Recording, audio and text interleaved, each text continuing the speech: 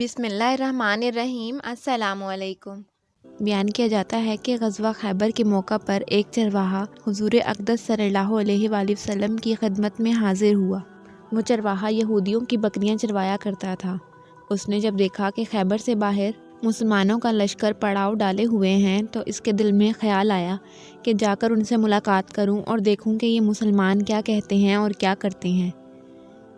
چنانچہ وہ بکریاں چراتا ہوا مسلمانوں کے لشکر میں پہنچ گیا اور ان سے پوچھنے لگا کہ تمہارا سردار کہاں ہے؟ صحابہ کرام رضی اللہ عنہ نے بتایا کہ ہمارے سردار حضور صلی اللہ علیہ وآلہ وسلم اس خیمے کے اندر ہیں۔ پہلے تو چرواہے کو ان کی باتوں پر یقین نہ آیا۔ اس نے سوچا کہ اتنے بڑے سردار معمولی سے خیمے میں کیسے بیٹھ سکتے ہیں۔ اس کے ذہن میں یہ بھی تھا کہ جب آپ اتنے بڑے بادشاہ ہیں تو بہت ہی شان و شوکت کے ساتھ رہتے ہوں گے، لیکن وہاں تو کھجور کے پتوں کی چٹائی سے بنا ہوا ایک خیمہ تھا۔ وہ چرواہا اس خیمے کے اندر آپ صلی اللہ علیہ وآلہ وسلم سے ملاقات کے لیے داخل ہوا۔ آپ صلی اللہ علیہ وآلہ وسلم سے ملاقات کی اور پوچھا کہ آپ کیا پیغام لے کر آئے ہیں اور کس بات کی دعوت دیتے ہیں۔ حضور اقدس صلی اللہ علیہ وآلہ وسلم نے اس چرواہے کے سامنے ایمان اور اسلام کی دعوت رکھی اور اسلام کا پیغام دیا۔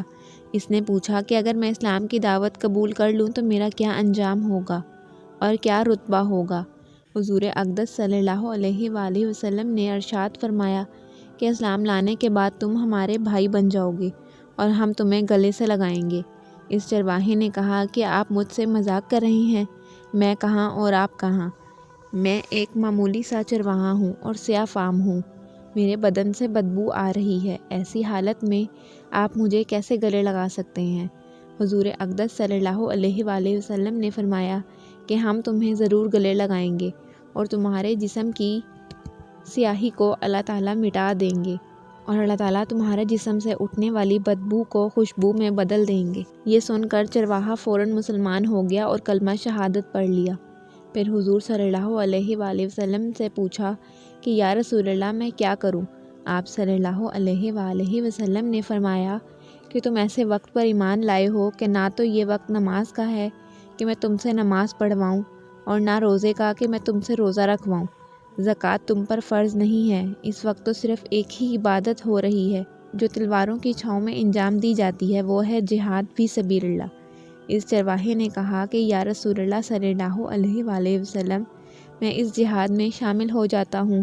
اس نے کہا کہ جہاد کی دو صورتیں ہوتی ہیں، اس شخص کے لیے یا تو غازی یا شہید، تو اگر میں شہید ہو جاؤں تو آپ میری ضمانت لیجئے۔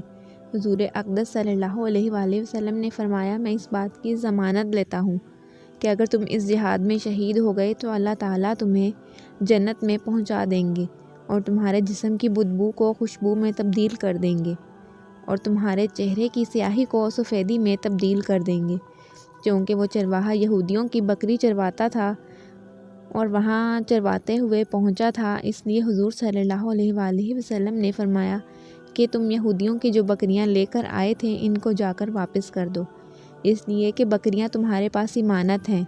اس بات سے یہ اندازہ لگایا جاتا ہے کہ جن لوگوں کے ساتھ جنگ ہو رہی ہو، جن کا محاصرہ کیا ہوا ہو، ان کا مال غنیمت ہے، لیکن چرواہا چونکہ بکریاں معاہدے پر لے کر آیا تھا اس لیے آپ نے پہلے حکم دیا کہ بکریاں واپس کر کے آؤ، پھر آ کر جہاد میں شامل ہونا۔ چنانچہ اس چرواہے نے بکریاں واپس کیں اور واپس آ کر جہاد میں شامل ہوا اور شہید ہو گیا۔ جب جنگ ختم ہوئی تو حضور صلی اللہ علیہ وآلہ وسلم کا لشکر جائزہ لینے لگے۔ ایک جگہ آپ صلی اللہ علیہ وآلہ وسلم نے دیکھا کہ صحابہ کرام کا مجمع اکٹھا ہے۔ جب آپ قریب پہنچے تو ان سے پوچھا کیا بات ہے؟